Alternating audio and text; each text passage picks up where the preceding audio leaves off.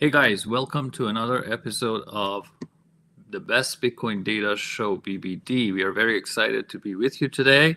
I have Plan C and Spinston with me, and we have another very exciting show planned today. Lots of charts and slides with a lot of interesting price action from Bitcoin. Welcome, guys. How are you doing? Doing absolutely fantastic. I am just riding a bit of, I'm kind of riding the cloud nine, as I'm sure you guys are, and been a ton of rich data sets coming out from this great crew of mine here, and I'm excited to get into it with you guys. Yeah, I think there's like a dopamine high that I think anyone holding MSTR and Bitcoin has. It's essentially saturated X as well, because a lot of people that follow us are holding. Everyone's just in a better mood. You know, it's kind of like you have more energy. You're more optimistic about the future. So that's basically mild euphoria, and that's what I think everyone's experiencing across the board. So it's good to be aware of that because it's a state of mind.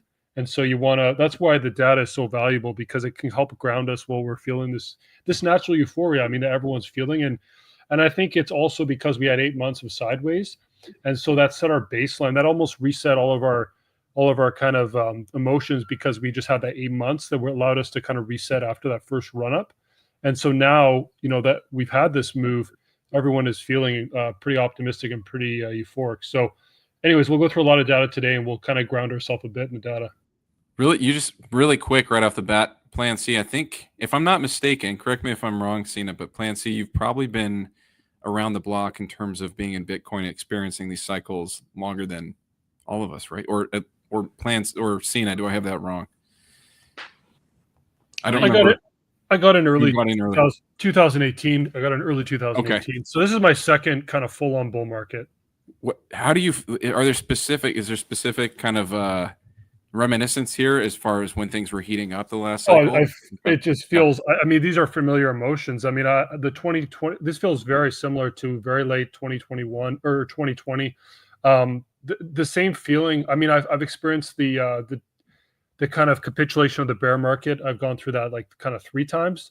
Basically COVID, and then also the 2018, 2019 bear market lows. I held through that. I held through COVID, and then also through the last one we had obviously in 2022. So but as far as peaks go, I mean, this is kind of the second time. So it's familiar. It's very familiar. I mean, I would say I feel way more prepared this time to understand what's going on. The first time I was very naive, because I got in right after the 2017 run, and I didn't hold anything during that peak because I hadn't got in yet. I had some friends that were holding, so I kind of indirectly kind of experienced the 2017 peak through them because they were excited, but I didn't have the same excitement because I wasn't holding Bitcoin then. But anyways, to answer your question simply, it's familiar, and yeah, I feel good. I feel very prepared this time, actually. Incredible. Yeah, and the price action has been incredible. It's just amazing. We've had 33% run in the last month, 5% 7 days, broke all-time high a few times. 92,000 is the price, I guess, as of last hour. So it really does seem like Bitcoin is running, and as Plan C would say, 100,000 by Christmas seems not too far. By end of year, right? Is that your prediction? Yeah, it's funny. I made that prediction back in August. It was just kind of a prediction where I'm like, you know what? I think if Trump gets elected, things are going to go crazy, and I think we will hit 100 by the end of the year. Now, I thought there was a good chance that would happen, but now it's looking more and more probable that is going to be how it plays out. And I mean, and Svensson made a great. I think this was a couple weeks ago. He had a really good chart that was actually he can speak to it himself, but he quantified kind of the poly market probabilities. It was a really cool chart. I didn't see anyone else post anything like this on X. But Svensson, you actually like somehow figured out the probabilities, and if Trump won, you basically quantified how we could like instantly shoot to 80K. And I didn't quantify it. I just had a gut feeling we'd go to 80K within like a week or two, and I posted that, and we did go to 80K. But your chart, we basically followed for the next week after you said we could rocket up to 80K based on the data, and we did, right? So that was pretty cool. Yeah, he didn't take credit for it, but it exactly happened as his chart was showing.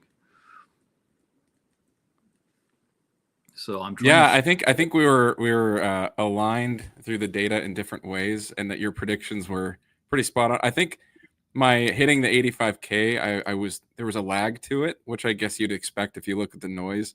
And this was really just kind of a for fun thing, but I was definitely tracking actual data in terms of the sentiment coming from Donald Trump on Polymarket. So that was a fun thing to watch us reach that and then blow through it as we approached the probability going to 1, basically. Yeah. Yeah, that was based on like for every percentage increase in probability of Trump winning was like you quantified the amount of dollar increase, and that you tracked it over a period of months or something, right? Or like 300 per percentage point, or per percentage, or 10 percentage points, I think. Yeah. Okay.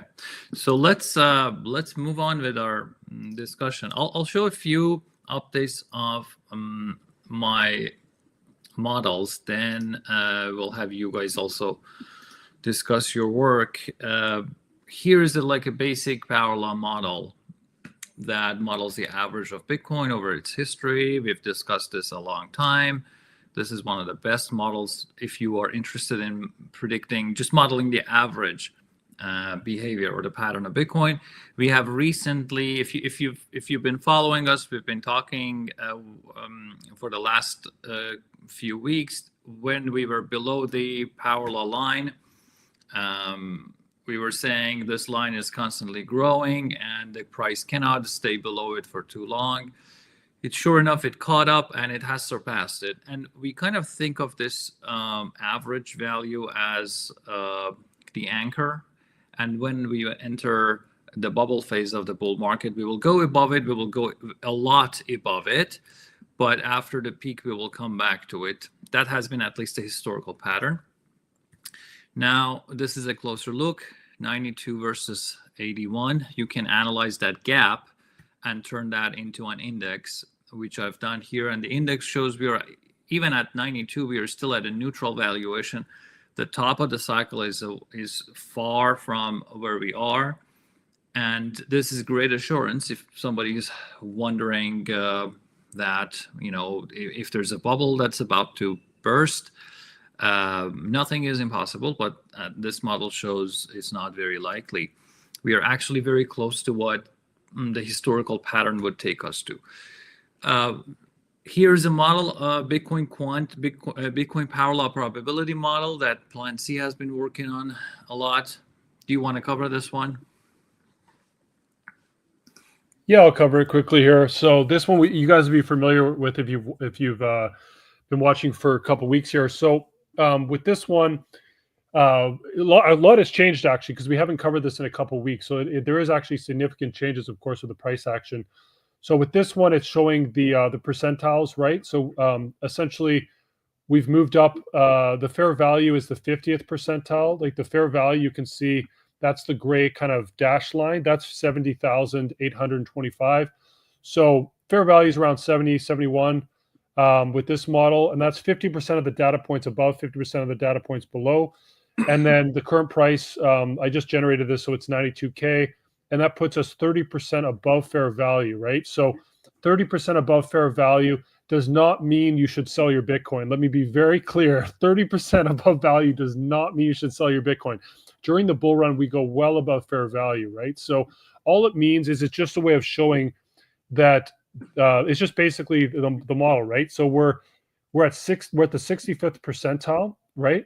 Out of the full data set, the full probability distribution with the power law. So we're at 65 percentile, right? And the orange starts at 90. So 90 to 97 is the orange, and then 97 to 99.99 would be the red. So those are the top two bands. The bottom band, that's the 0.1 percentile to the 5th percentile. So the bottom 5% of the data is the blue. The top 10% of the data is the orange and the red. And right now we're sitting basically 2/3, right? We're at the 65th percentile. So 30% above fair value.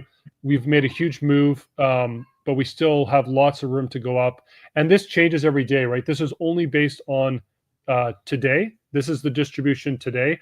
And then it's going to continually increase over the next year. So that doesn't mean that this is predicting the peak is going to be 288,000. If we were to get to 288,000 today, we'd be at the very highest part of the distribution, and it would be a high probability that we'd need to go back to closer to the mean, right, or the median. So we're nowhere near 288. We're sitting obviously at 92.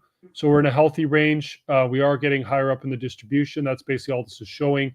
And yeah, it's going to be an interesting one to track over time as we get higher and higher up here. I do think there's a really good chance we do get to the 90th or higher. There's no guarantee we go to the red. There's obviously no guarantee we even go to the orange, but it's looking more and more probable that we do make it at least to the orange, if not to the red, this cycle. And yeah, it's going to be interesting to track. I don't know if you guys want to add anything to this. No, I think it's pretty clear. Very, very interesting. And something I'll mention is the quantile model that I'll also discuss has pretty much the same number, right? I ended at 285, you ended at 288, and you and I have had like zero coordination. So we are completely independently doing this and arriving at the same values. Yeah, and this I'm using 10-minute data. You're using, I think, daily data, so it's going to be very, very similar. There's not really a big difference between 10-minute and daily. It just allows me to update it throughout the day. That's all. But the actual, like when you average it all out, it's essentially ends up being pretty much the same stuff. So, but your percentiles are wider. You go to 90. I'm using the 99.99, so I'm giving like the full distribution. Like, I mean, that top, I think you go to 99 percentile. I'm pretty sure on yours. But yeah, there's going to be some small differences there, but it's essentially a very similar distribution. Okay, and then there has been a few questions about the fair value here. The median is defined as fair value, and it's basically a number where you can expect half of the time we're above, half of the time we're below. So if that to you is a reasonable base, we use the fair value concept for that. Yeah, the reason why are they asking the reason why there's a difference between our models? So your last one you showed has, I think, the fair value at like 78 or something, or 80,000. That's because you're using a mean fair value. This is a median, right? So yours is based on basically the average of the data set, whereas mine's based on a median. So it's very similar, but one is, like you said, 50%. This is 50% of the data points above or below, and yours is based on like an average of all the data points. So what happens is the peaks, we've covered this before, I'll just be brief. The peaks are so extreme that they pull up the average when you do an average, right? Whereas with this, it's more makes it so it doesn't pull up the average because you're treating all the data points kind of more similar. So that's the reason why there's a difference there. There's just two different ways of looking at the fair value. That's all. Yeah. That was a good explanation. Yep. Someone is saying all models are going to get broken. I hope it gets broken to the upside, but when you model data, if you have done your job correctly, that's the base case, right? So and all of these models assume historical patterns continue. So if historical pattern continues, this is what we will see. But it's not impossible for Bitcoin to suddenly change trajectory and do something completely different. We are open-minded, but with the information we have today, that's the best we can predict. If you think it's too low and you want a lot more, just go back to last cycle and remember when people were promising 500K and there was this debate going on in 2021. If you said my prediction is if my prediction is plan B is 288, people would say you're crazy bearish, and 500,000 appeared still bearish, and people were thinking about 1 million. Reality was a little bit different at 65K. So, and then that's exactly what this model would have predicted. So there might be something to this model. That's all I'm trying. Yeah, Sina, you had a great out of sample prediction chart like a month or two ago. I thought we should bring that back, because I think one thing when people make the criticism kind of generically saying all models will break, I mean, not all models, I mean, all models will have some uncertainty, that's for sure. But I challenge people who hear that mantra, right, and go and investigate this for yourself. Like, you can go back. I would challenge anybody to try to take any of Plan B's models from the last cycle, the last go around. Try to replicate that yourself with all the different versions. And Sina, you've covered this pretty extensively, but try to take all of his different versions and try to throw the data since he put those models out up to today. See how any of those models play out, if you're even able to get it to be replicated. Versus what we're playing around with here is a very simple model, actually. Like, there's two parameters. It's called the power law. And if anybody is curious for themselves, they can go in and verify it. The nice thing is they can actually go in and verify themselves now. It's not too difficult. And so if you want to reach out to any of us, I mean, at least speaking for myself, we're happy to sort of walk through how you can replicate this very simple model and show its reliability. So trust, don't verify, I think, was what I like about this power law model. No, verify, don't trust. And sorry, I had it backwards. Verify, don't trust. Sorry. Just sorry, guys. Very, very briefly. I'll be super brief with this summary. This is just for anyone, again, because if someone missed last week's show, I can summarize this in just really briefly in a couple minutes here. So to do a stock to flow, just to put it to bed, what happened with stock to flow is Plan B basically created three models. So what he did is he created one model where the last cycle, the average price was 50,000, one model where the average price was 100,000, and one model where the average price last cycle, and when I say cycle, it's the halvening to the next halvening, right? So one was 50, one was 100, and one was 288. What has happened is two out of those three models have kind of failed, right? So he basically bounced around between three models. Technically, from what people have told me, the first one he created was the 50K, and he's reverted back to that. But just so people understand, he had three different models that went all the way from 50 to 288 as the average price for the last halvening to halvening. And he's basically 2 out of 3 have now failed, and he's reverting back to the third. So when you have three models and you have a huge, it's a lot easier to be correct when you have three models and you can jump between them. And the power law had one model generated at the same time, and the power law model was more accurate than all three of Plan B's models. So the power law was accurate within 5%. The average price between the last two halvenings was around 33,000, I think. I could be off on that, but it was around 33. The power law was within like 1,500, so it was within 5%. And obviously, Plan B's model was 50K, and it was over 50% higher than that. So that's the summary. He created three models, giving himself the ability to jump between them. Two of them out of the three have failed. One's holding on for dear life. The power law, there was one model created, and it was more accurate than all three of the stock to flows. So the power law has never changed. It's been a more useful model, and it's been very accurate. And when you look at it from an average price between the halvenings, so we can move on to other things. So perfect. Yeah, thanks, Plan C. Very good. Okay, so next, it's a different model, Quantile model, kind of a different way to show the same analysis that Plan C discussed. But the only difference I have here is I realized that we can get some useful insight if we break down the whole range that we were talking about into three regions. And it seems like, first of all, because these regions are based on quantiles, they actually define the periods, the regions where Bitcoin spends 1/3 of its time. So the blue region, Bitcoin will spend 1/3 of its days in there, green region 1/3, red region 1/3, and these are bubble phases. And then there is two small run-ups and run-downs from red to blue that forms the green region, and then we drop to the bear market phase. So where we are is actually pretty interestingly right on the boundary, and we have actually tried to cross this boundary twice so far. We moved above it, then back down. Today we moved above 294, and then right now we are at 292, if it hasn't changed since the beginning of the show. So it seems like transition to the next phase is taking some more effort, but we definitely appear to be ready for that. And if you look at the history, if I just go back, typically when we spend a long time, as you can see, like 1/3 of the whole time in the blue region, but green is rather fast. And pretty much what we have done here, green is like is a takeoff zone where we warm up and we rapidly cross it.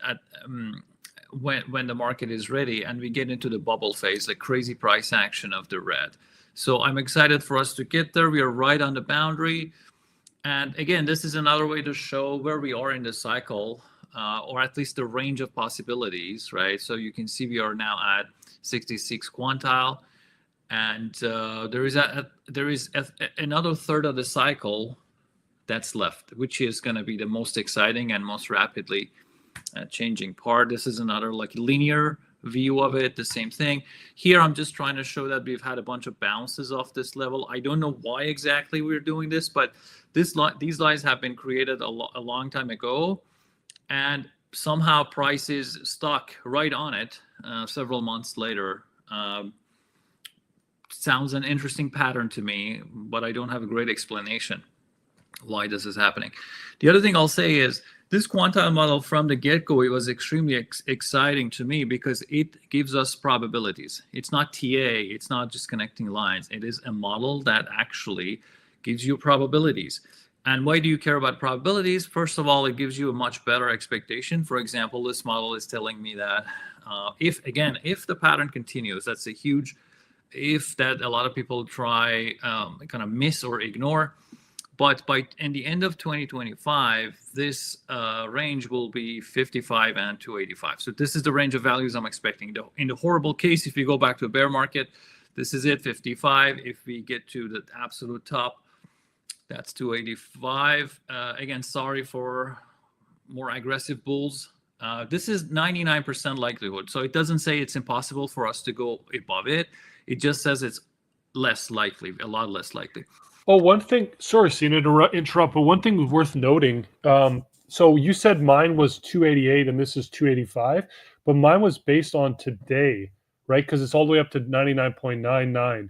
This is 99, but this is based on the end of next year, right? So the interesting thing is that last percent, you can see how the distribution of the data points. Oh, okay. So they're actually not the same, like because yours is extended out to the end of next year. I haven't showed the extension of mine. So there's actually quite a difference if you go to the 99 or the 99.99. You wouldn't think that last percent makes that much of a difference, but it just shows you how extreme Bitcoin gets and how the data points in that last 1% of the distribution are so far away, right? So that might be confusing people, but yeah. So let me explain what's going on.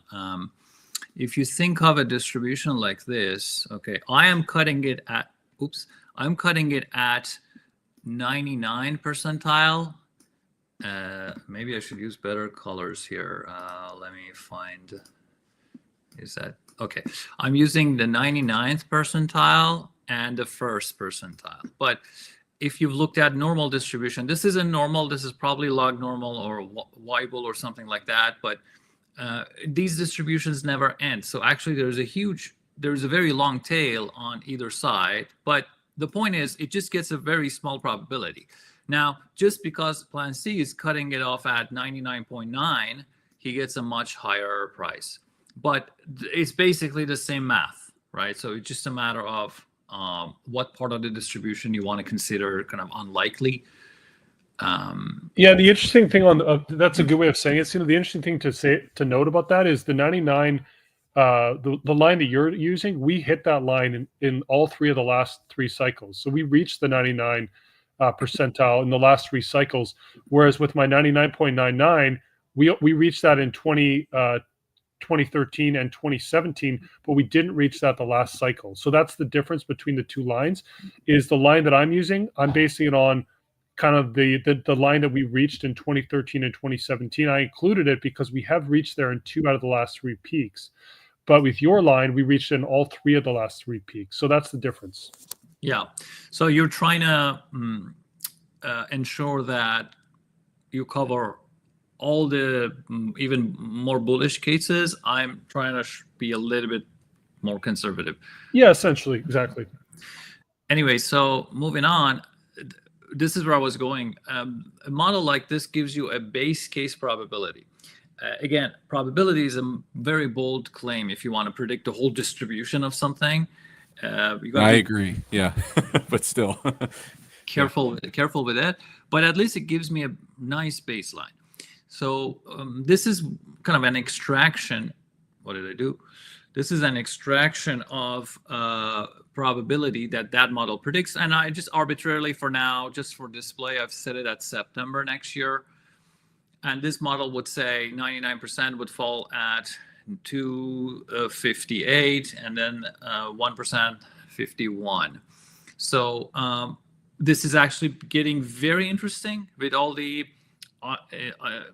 IBIT options that just got approved today. And if you want to analyze any option, you would know that you need to have a guess about the probabilities of different outcomes in the future. So having a base case like this at least gives you a starting point where you can say, okay, if I'm trying to buy an option next year and there's a huge range of values possible, what strike price is good? And then you can use probabilities like this to give you the right risk reward. For example, this would say that 150 is kind of, to me, it sounds like a no-brainer. Like by sometime next year, getting to 150 is very achievable, very much. And you can see it kind of leaves at about 30% chance that we actually go above that as well. But if you increase your strike price to 200, you see that you're covering 90% of the distribution. So there's still quite a bit of chance that we go further than that. But I wouldn't go near the 254. I want to give myself more chance than 1%. So this is a wonderful guide for an analysis like that. And we don't have any other model that I'm aware of that gives you a prediction of probabilities. That's a testament to the fact that this is an extremely difficult task, and that's why I'm just repeatedly saying this is a base case. You shouldn't really bet heavily on it. If I was myself, I would just add a 30% gap cushion to all the numbers that comes out of models like this. I just had one quick question, Sina. So I just want to understand this fully, and I think I do, but I just want to make sure, and also help the audience. So this distribution, though, is based on an equal weighting. It's basically saying that we could be anywhere in this distribution at any point in time.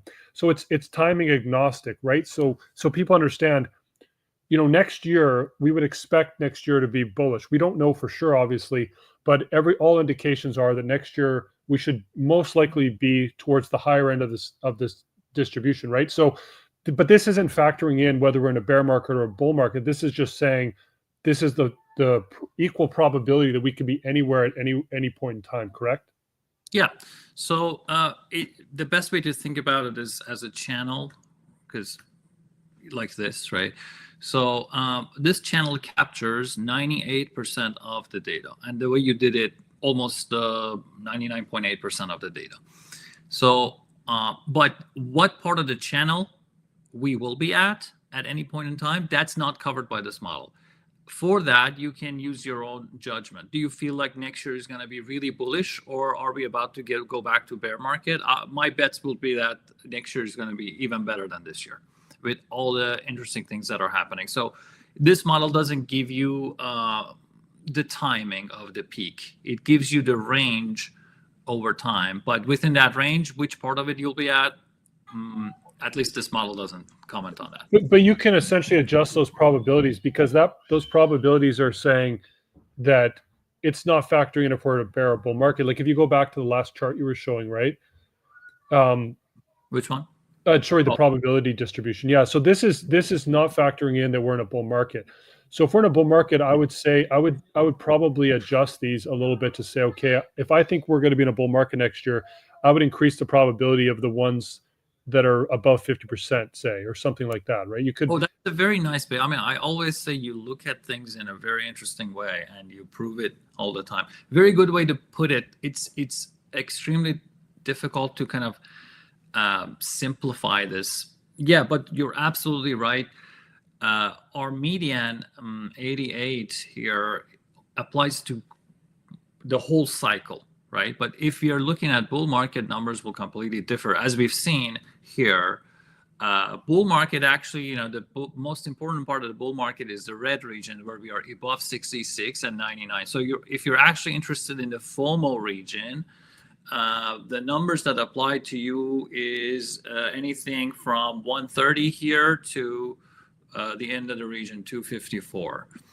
So this model definitely needs to be improved by a more intelligent analysis of the cycle portion that we are in. So this is this is like a you could almost make a model chart, just assuming we're in a bull market and basically sorry, go ahead, Sina, I interrupted you, or Svensson, you go ahead. Oh no, I was just I didn't mean to interrupt.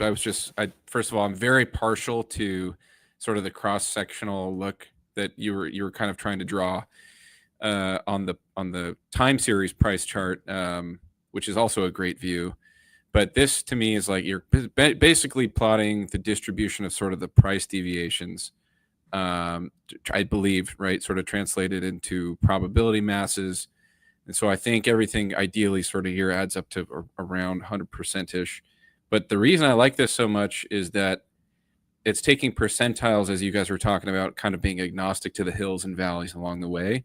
And so I think that this is, now that I'm thinking about it, it's especially useful as you look far out into the future where you're a little bit less certain as to where we might be going up a hill or down a hill, which very much could be the case end of 2025, 2026, 2027. This thing is going to be a very useful if people take the short learning curve that it would take to understand this type of chart. It really could pay off because your mean is going to be closer to the true mean. The median is going to be closer to the true median. So anyway, yeah, kudos to the nice chart here. I think this is great. And this really is basic. And this is basically saying this is another way to look at this is it's how much time we spend. These are almost like buckets of time. And it's like, how much time do we spend in each price range? So it also shows you that we spend the vast majority of the time at the lower percentiles, right? So it shows you, it's called a right skew is what this is technically called. But essentially it's showing you that the further we get away from the mean, the less amount of time we've spent there historically. And that's just the way Bitcoin operates. And that's just the way these exponential blow off peaks are. And then you very quickly come back. You can almost feel the energy increasing. And the speed of everything seems to be, because we were just like lulled to sleep for a couple of years, right? Underneath the 50th percentile, just kind of, we're in the very low part of the data set, just kind of hanging out. And that's those first few bars there, right? You can see those bars are the biggest. That's where we spend the most amount of time. And then as you go up the data set, you spend less time there. So it's just something for people to understand that, don't expect to be at these very extreme high parts of the data set, like above 80th percentile, 90th percentile and higher for very long, because that's just the way things usually are, right? I mean, doesn't guarantee it's going to play out that way this time, but that's really how the data set has worked historically. So anyways. Yeah. And again, when you analyze data, you kind of have all the caveats in your head, but it's important to make sure everyone else understands it. Anyone who tries to model the future, first of all, they should really know what they're doing. I'm not saying we are, experts or anything, but my point is, you have to be, as the audience, you have to be a little bit more skeptical. So you have to understand what kind of assumptions you're putting in there, or maybe ask the analyst to tell you what are the assumptions. So one of the biggest assumptions here is we are expecting the past pattern to continue. We've done our best, lots of analysis that gives us a lot of confidence about the fact that we have gotten the pattern right. And a lot of the cross-validation analysis that we've done before shows that at least for the past 8 years, the model has been robust and captures the systematic pattern that has existed in the data since day one. But the pattern, there is a likelihood that it changes, but it's actually not a high likelihood in my mind, because a pattern that has persisted for 15 years would take a massive, massive, massive change to break. So at least for the near term, and by that I mean in the next couple of years, it's not very likely that such a macro pattern will change. But you just have to keep in mind that everything we discuss is based on that. Yeah, and it's actually multiple patterns would have to shift. One is the volatility, because and Sina, maybe you can go to your you already went through your volatility adjusted, I think. Did you go through the volatility adjusted already? I'm blanking. I showed the Did you show the volatility adjusted power law? Yeah. Yes. But I didn't You really did. explain. How this is created. Yeah. Right. Because one of the patterns is like a decreasing in volatility since the very beginning, and that's how you created this model is you're adjusting for volatility. So that volatility pattern, where volatility has been decreasing since the beginning of Bitcoin, that pattern would have to break, and the power law pattern would also have to break. Both patterns would kind of have to break for us to just like shoot up through the ceiling of the power law, the models we're showing. Essentially, you'd have to have everything completely shift overnight. But anyways, we can keep going with other charts here. Yes. All right. So what do you have for us here? So I thought this was kind of just a fun thing to show, and I think this was I kind of put this together as an exercise to show how early we kind of are, right? Because I think like the market cap for Bitcoin, it's getting pretty high, like we're at 2 trillion market cap or whatever. So people might think compared to stocks, they kind of think that feels like a big market cap, or even just the fact that Bitcoin only has 21 million Bitcoin. The fact that it's almost 100,000, there's a unit bias that kicks in, and people think like, wow, $100,000, that feels like a large number. But people have to understand is this a global asset, right? And most people probably do understand that. But this just shows you how early we really are, right? Because look at this. This is the top 100 GDP countries in the world. So what I did is I basically took the top 100 GDP countries, ranked them, and if you combined the GDP of those top 100 countries is $100 trillion, right? 101 trillion. And then I took the top 100 companies in the world based on market cap, and that equals 45 trillion market cap, right? And I took, okay, how many Bitcoin do they hold? Well, the top 100 companies, but people talk about MicroStrategy. MicroStrategy is nowhere near the top 100. I mean, well, they're getting closer, but they're still not in the top 100, right? So the top 100 companies in the world hold only 11,500 Bitcoin. I think that's right. It might be 9. Someone said it could also be 9,000. I can't. Tesla, there's different numbers, but but it's between 9 and 11,500 Bitcoin is what Tesla has. So Tesla's the only company in the top 100 market cap companies in the world that holds any Bitcoin at all. So it's just a wall of zeros, right? So any of those companies could potentially buy Bitcoin, right? And that's only the top 100. And then we look at the nation states, you look at the countries. I mean, we have 6 out of the top 100 that hold any amount of Bitcoin. Finland only holds 90 Bitcoin. So that's not that much, obviously. El Salvador, I mean, good for El Salvador. They're sitting at 97th in GDP. They're holding almost 6,000 Bitcoin. All these other amounts of Bitcoin, they're not even, these are just confiscations of crimes. Like, I don't know about the Ukraine actually, how they got their Bitcoin, but the UK it was from a crime and they confiscated the Bitcoin. Same with China. China was from the Plus Token Ponzi scheme that happened in 2019. That's how they have 190,000 Bitcoin. The US is from crimes and things. That's how they have their Bitcoin. So the only one of these countries has declared a reserve for Bitcoin, and that's El Salvador. So basically, only one in the top 100 GDPs in the world has actually said, and actually implemented any kind of a Bitcoin reserve. The US is obviously talking about it, but technically there's only 1 out of 100, and only 1 out of 100 companies holds any amount of Bitcoin. Do you know how many countries in the world have a gold reserve? It's 120. So there's 120 countries in the world that have a gold reserve. Only 1 country so far has a Bitcoin reserve. That's how early we are. That's basically the point of this. I don't know if you guys want to add to that. It's just amazing to look at this list. It's just a blip. Any holdings is just a blip. Pretty staggering. Maybe you can add a percentage column and show how much 100 trillion is bigger than the total holding. And this would just blow my mind. Wait, what do you mean by that? You mean like... this is their GDP, right? 100 trillion. Compare the dollar value of their holdings with it, and then see if they want to keep 0.1% of their economy in a reserve asset like Bitcoin, what will happen? Well, the market cap of Bitcoin right now is 2 trillion. So I mean, even if the top 100 countries put 1% in, that would that would increase we'd go from, well, it's hard to say because there's a multiple on that too, right?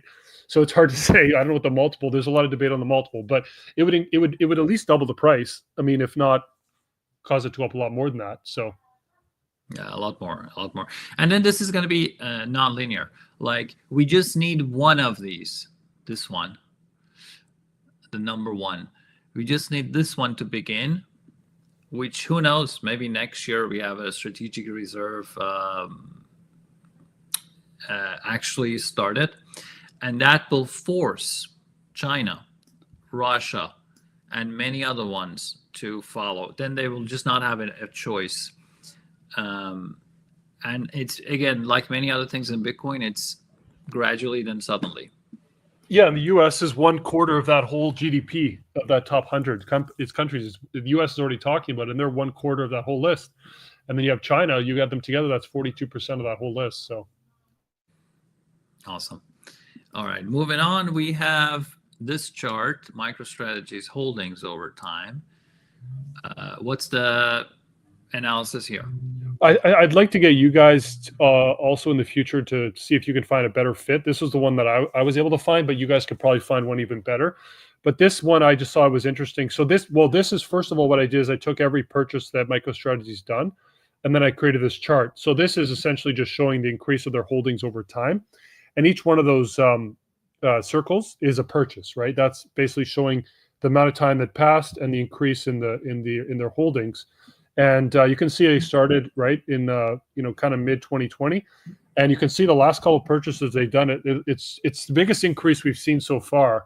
So it does seem to be ramping up is kind of the takeaway.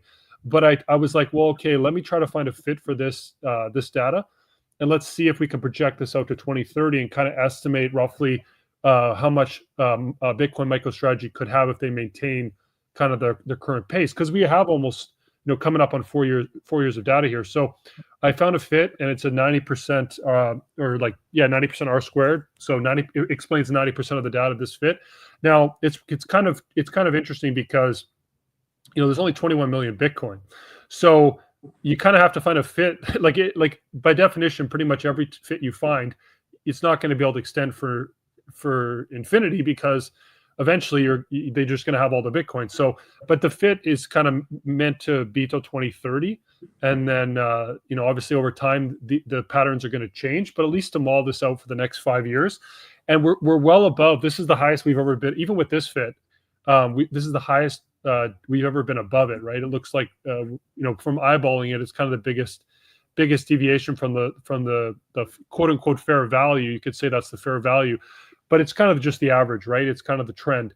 But this estimates us them being at around 870,000 Bitcoin, I believe, by 2030. So I don't know if you guys, if that sounds, it's just obviously a ballpark number. I mean, it's an interesting fit, but I would say like it just shows there's a good potential. They kind of get anywhere between 500,000 and 1 million Bitcoin. It's a realistic target. So 871,000 is what this fit, and it's a 90% R squared. So I don't know what you guys' thoughts are. Just if on this polynomial fit. I think this looks like a third degree polynomial so far, right? So here, and then inflection point, and then here. But this is very unrealistic because it's a second degree polynomial. Yeah. Are you saying the data kind of looks like a third? Well, you know what? You know what's interesting? I fit it to a third degree, and it was a 97 R squared, but it just didn't make sense because it goes complete parabolic. Exactly. Well, they'd have like Go ahead.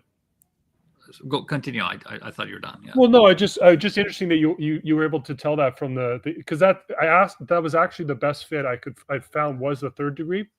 It was 97 or 98% of the data explained it. But the problem was when you go to 2030 and you say, okay, what would this equal? Yeah.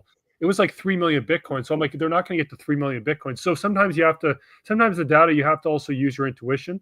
And this fit to me was the highest fit that would give a realistic target that doesn't just go parabolic, right? Because parabolic didn't make sense given there's only 21 million Bitcoin.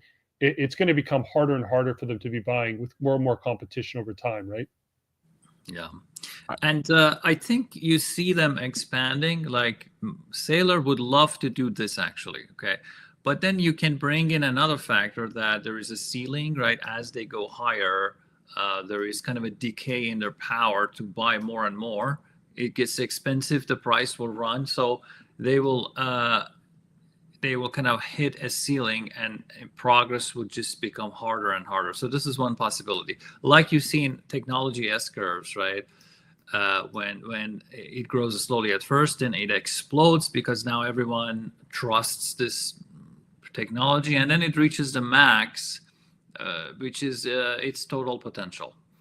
So I kind of feel something like that might happen. Yeah, I think it's going to end up looking like a staircase of S curves. Probably, if you extend your thinking there, I could see him, because I think what's so fascinating about this plot is you kind of see the buying behavior behind it, and it might even be a clue and sort of a testament as to what his strategy is here, right? With it leveraging a lot of the price pump here in the multiple and the MicroStrategy price as we're going up this bubble right now. I mean, you see that huge jump that you're highlighting there. And also leading up to this, it looks like his buying frequency was crazy, right? For a lot of this year compared to previous years. Yeah. So I'm really interested to see.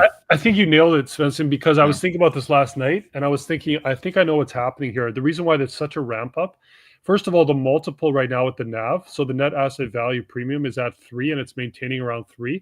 So what's happening is he's highly incentivized with the bull run, and the fact that the NAV has a big spread right now. He's highly incentivized to be getting aggressive, and also he's trying to get in before he sees the window closing, because nation states are going to put it on a reserve eventually in the next couple years, right? So he's trying to basically front run countries and another big other big corporations. So he's basically like, this is my window, I'm going full out. And that's why, we're seeing this uptick and kind of break away from the trend. He sees an opportunity really, and there's kind of like a time constraint. So I actually think, like he said, 42 billion was the goal over 3 years. I think that's kind of what he said. I think in the talks he said it could happen faster, but I think it's going to happen a lot faster because there's such high demand right now for it, and he's going to buy as much as he can over the next year or two. He's just going to go full out, I think. It'd be interesting, just for fun on the side. It just made one of the first things that came to mind is I wonder if you just plotted that same data of the cumulative holdings against Bitcoin price just for this whole stretch. I'm just curious what that pattern would look like, because it definitely looks like there's a relationship to me. Yeah, I think I think you got it. I think it'd be very interesting. You find a very high R squared between MicroStrategy's holdings and the Bitcoin price. There'd be a very high correlation for sure. Probably the highest correlation of anything. It'd be interesting. I've read it in their statement that they've said we say 42 million, but we will time it according to the prevailing market conditions. And I wonder, they say, well, we'll also try to time it optimally. And one factor might be only to issue new shares when NAV is so much higher. For sure, but the NAV is maintaining. The interesting thing is the NAV is not really dropping with these big purchases, right? And if the NAV stays wide, and like this is the crazy thing that it might be too much to get into today because it's MicroStrategy content, but it's people don't really understand how significant this NAV delta is. Like the fact that it's at 3, MicroStrategy can print money they can kind of print / borrow money at no interest, but it's not just printing and borrowing money at no interest. There's actually an exchange rate between MicroStrategy shares and US dollars. They're getting a 3-to-1 exchange rate. So for every dollar they maybe I'm not explaining this the best, but you guys could maybe help me. But essentially, for every dollar, they're getting $3. So when you actually go to the market, MicroStrategy, I made a post about this because MicroStrategy, yes, they buy Bitcoin at the same price as everyone else. They pay the spot price, but their dollars go 3 times further. So they're actually getting about a 60 to 66% discount on spot when you factor in the NAV, because if the NAV is at 2.5 to 3, what that means is their dollars go further when they go to buy. There's you know what I mean? Like so I actually factored it out, and I'm said over the last 10 days, MicroStrategy bought 80,000 Bitcoin, 78,000 Bitcoin. Their cost basis was in the mid 30s. Yeah. Because they paid spot price as everyone else, but because they sold shares and got a 3-to-1 exchange rate or a 2.5 to 1 exchange rate, they actually the real cost, they basically mined those Bitcoin at at a mid-30s cost basis. So it's a little bit, yeah, it's not, we don't have to get into that right now. We can go into other things, but it's just remarkable is the point, what they're doing. And it's benefiting all Bitcoin holders. So. And I really liked what you said the other day. It really resonates that this seems really crazy, but it's not the fault of MSTR. It's the fault of the Ponzi dollar system that has allowed creation of money out of thin air and easy and cheap leverage. And these guys are just being geniuses to leverage that, to channel value from the fiat world, the decaying fiat world, into Bitcoin. So it's benefiting everyone, even if you're not in Bitcoin. When MicroStrategy price goes up, even if it goes beyond the value of their Bitcoin holdings, all that translates into more purchases of Bitcoin and accrues value to Bitcoin holders as well.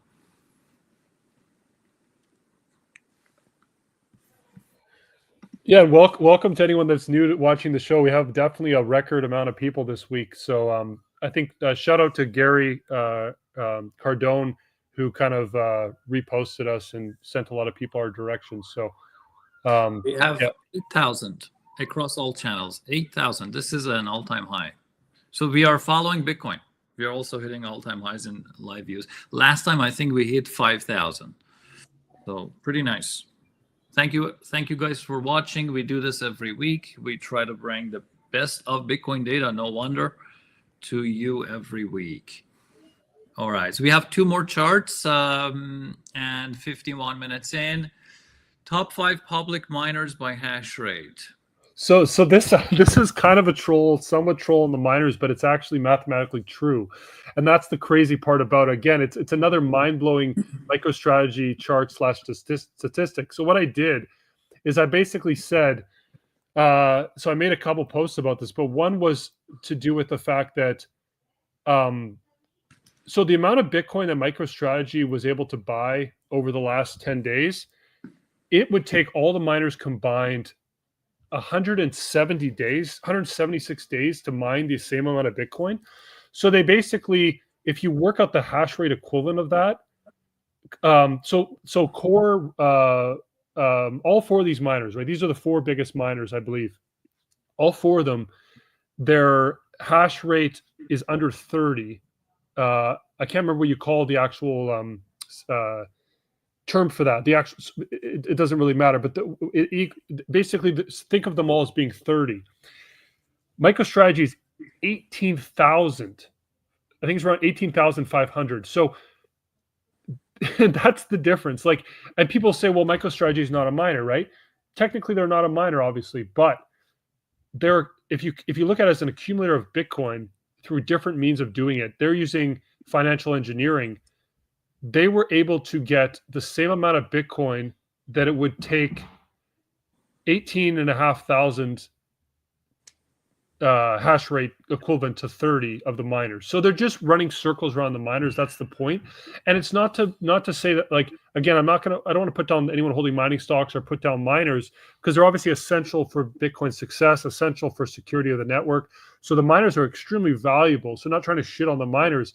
It's just, we're looking at the data and there's a massive discrepancy here using different strategies. And so anyways, the point is just, I just thought this was interesting to share. Like, MicroStrategy is doing something that is mind-blowing. And you can see some of the miners, even Marathon is taking notice, and they're starting to kind of copy MicroStrategy a bit. So what happens over the long term, I don't think it matters too much, because the miners there's always going to be room for miners. And I was actually looking at the hash rate over the last month, and we're at an all-time high for hash rate. So it's not like the miners, it's not like the hash rate is going to plummet and Bitcoin's going to fail because everyone's going to copy MicroStrategy. Someone's always going to mine. And I think eventually it'll become nation states that are going to be mining to secure their own Bitcoin that they end up having in their reserves. So there's going to be demand to mine just to secure the network. Even if MicroStrategy has to do it themselves, they'll take a couple $1 billion and they'll start mining just to secure their bags, right? So there's going to be someone that's incentivized because they have a lot of Bitcoin, or, you know, so I'm not worried about mining long term is the point. But this just shows that MicroStrategy, from a business standpoint, is running circles around the miners. Very interesting. Very interesting. So I don't see any data Oh, sorry, I didn't mean to cut you off, Cena. No, Go it's ahead. because you can't see it. It's so small. They're all 30.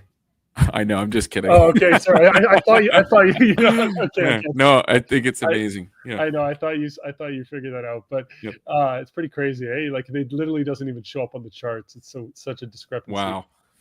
Yeah. So proof of fiat bigger than proof of work. Hard work in fiat world, hard work pays a little bit less than financial engineering. Okay, what do you have here for us, Winston? Always great analysis. This addresses a huge question that people have asked about 2 million times from us. What do you have? Yeah, for sure. So a bit of a shift in topic here. Obviously, we wanted to ride the high at the front here with all the price action. Something that's been in the back of my mind I wanted to address was that as people are starting to tune in a lot more, and I know you guys have too, we get a lot of questions about the way that we model things short-term and long-term, especially the long-term with the power law. And people ask the question, or some version of this question, which is like, well, what about the inflation rate? We know that inflation gets out of control and it's a persistent problem that's just going to keep on continuing and become persistent. And they're right with that concern. They're right to be concerned about that. And then I think more people are catching on, or at least some people have caught on to the fact that it's actually an exponential trend, inflation that is. And so what I did was I wanted to just go and kind of map out mathematically and compare our future projections with like a quantile regression power law model for the price, and actually take into account going into the future, 15 years into the future, so out to 2040, what happens when you account for the projected inflation. Instead of using other inflation metrics, what I did was I tried to take like conceptually the simplest way to think about currency inflation, which is really just I'm showing here M2 money supply. So that's the chart on the bottom. So if I start with the chart on the bottom, I'm showing visually that there actually is a super strong exponential nature to M2 money growth, right? So M2 money supply since just, it was 1957, I think, all the way up to today's date. The fit is 99% R squared. And so that is worth showing and verifying that this is true. So what happens? So regardless of this being exponential, what happens if we take this and incorporate it from today, using today's price, today's Bitcoin price and date, and projecting 15 years into the future, into 2040, to see how this rate of M2 money growth, money supply growth into the future affects the effective, or M2, basically M2 money adjusted price starting from today into 15 years in the future, and how does that bend the curve, so to speak. So what we're looking at the top chart, you see all the actual historical price data in white, right? And that ends today, November 19th. And then going forward, you've got a red band and you've got a blue band. So the blue band, the line itself, the bright line, is the 50th percentile. So that's what I'm calling, and Plan C is calling the fair value projected price of Bitcoin, going all the way out to 2040. And so what happens is the price in nominal terms will hit $1 million at the very end of 2033, or just about January 1st, 2034. Now, everybody's freaking out because like an exponential has a constant doubling time, so it should cancel out the power law, right? Well, no, not really. It moves the needle a tiny bit, but in fact, what it does is it pushes out the point at which you reach $1 million in 2024 terms, 2024 dollars, to about mid-year 2037. So about what is that? Well, yeah. So it was about 3 years, I think. And so when you think about that over the course of like 15 years, what your investment is doing, this is supposed to be a hopeful message here, right? Because we're using pure mathematics here. This is a 99% R squared exponential fit of probably one of the most direct measures of inflation that you can get. It's the actual currency inflation that you can pretty reliably trust that trend for the next 15 years. And that's about how much it bends the curve. And you should also note that in that red band, oh, by the way, the bands are covering in percentile terms. The 5th percentile is the lowest bound, and it goes all the way up to the 99th percentile for each of those scenarios. So there's opportunity to still hit, depending on when these cycles happen, to hit $1 million even in inflation adjusted terms as early as like 2034. So it kind of things depend on timing here too. So that's another reason to stay optimistic. So kind of a big takeaway message here is that yes, inflation is an exponential trend, very reliably so, and probably will continue to be so. But the doubling rate is such that it's not going to be doing too much damage at all, really, to your gains as far as the power law is concerned. And so this is kind of like the delta, so to speak, between today and then $24 going forward to 2040. And I guess a couple figures here is if you a couple metrics here. If you do the analysis on the M2 money growth since 1958, the average CAGR there, or compound annual growth rate, is 6.8%, which is very close to some of the inflation projection estimates that you'll find for people who actually try to do it in a realistic way. And the doubling time of that exponential is about 10.5 years. And another way to put that in terms of debasement or purchasing power loss between 2024 and 2040, we're set to lose about 64% of our purchasing power, or our purchasing power in 2040 will be about 36% of what it is today. And so that's pretty dramatic. And so it's really just a testament to the power of really the power law projections and the price appreciation of BTC. So I think this is pretty bullish because we know that we have to take into account money debasement. So that's pretty much the message here. Yeah, thanks for doing that. Thanks for doing this, because I haven't seen anyone else do this yet, and I think it's very valuable because this is a very common question. Almost every time I post any like power law projections going out multiple years, especially when you go out like 5 or 10 years, people always say, "Well, what's $1 million going to be worth then? It's not going to be worth anything." Well, this is showing that there is a delay. Like, okay, yes, you might have to wait a couple more years if you want to have like $1 million of purchasing power in today's dollars, but it's not like it's not like you have to wait another 10 years to get that. It's a couple extra years. You'll achieve the actual nominal or like you'll get. It's kind of like first you'll on paper have $1 million, and then in a couple years later you'll have like $1 million in purchasing power based on today's dollars. So it's not like a crazy amount of extra time to kind of wait to hit the same purchasing power. So I think it's a really valuable model.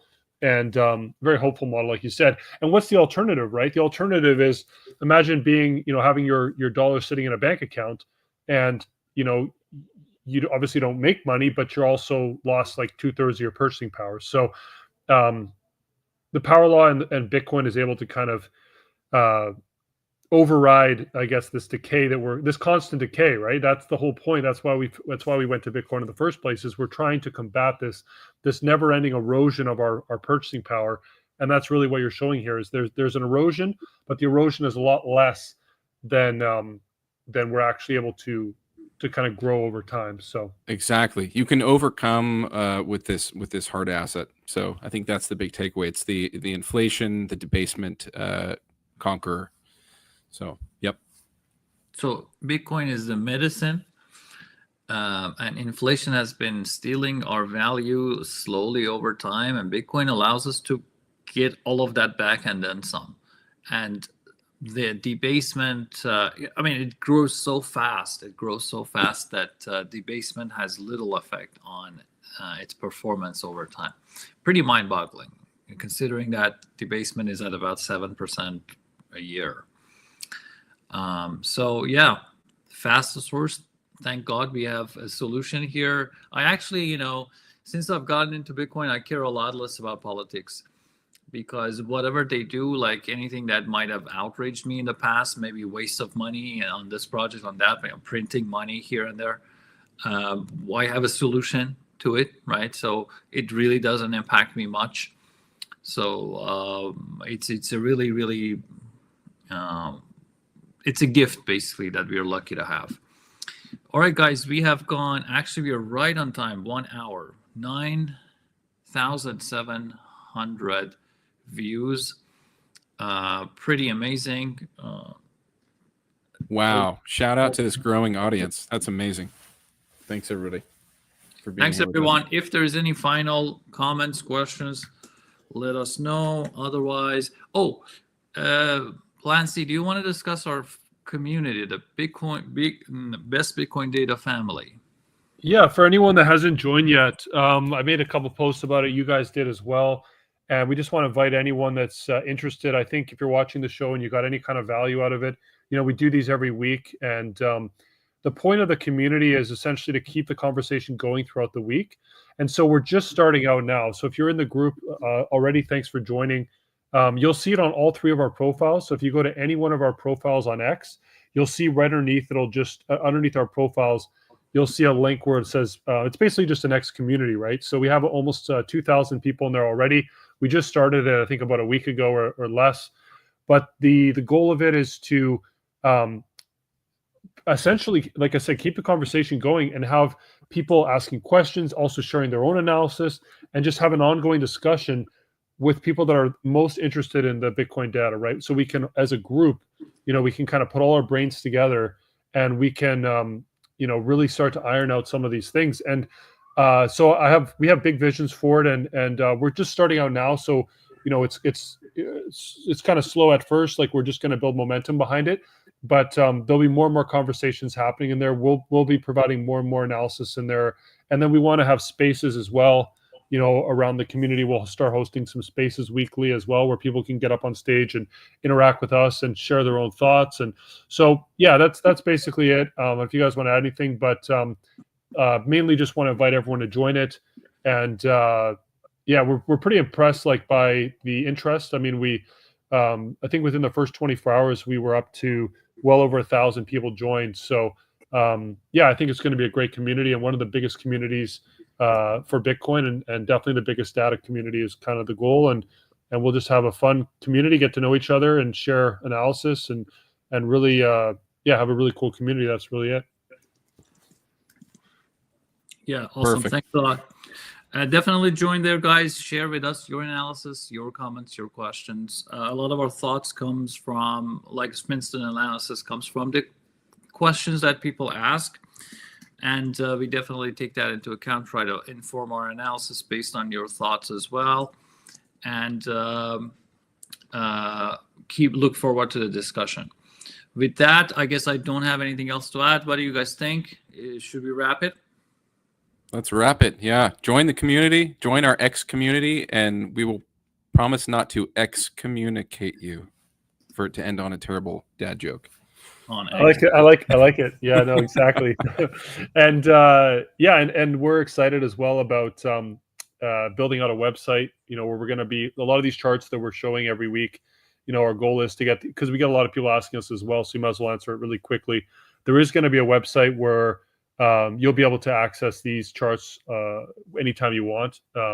We'll build it out over time, and we don't want to promise exactly when we'll have that out by, but we're definitely going to be launching a website. I actually got the handle, or the URL, bestbitcoindata.com. So that is coming as well. And yeah, you guys will be able to check out all these charts. And yeah, we'll also be highlighting them on a weekly basis still. But that's another exciting project in the works. So join the community so you can get updates on that as well. All right, just awesome. If you just join us for the first time, make sure you follow Plan C. His handle is The Real Plan C, and it's Sminston with. He's using a very clever play on the word, Sminston with, and enjoy the analysis. With that, I thank everyone who joined us, and we will see you next week. Thanks, everyone. Have a good week, guys. Take care. Awesome. Have a good night.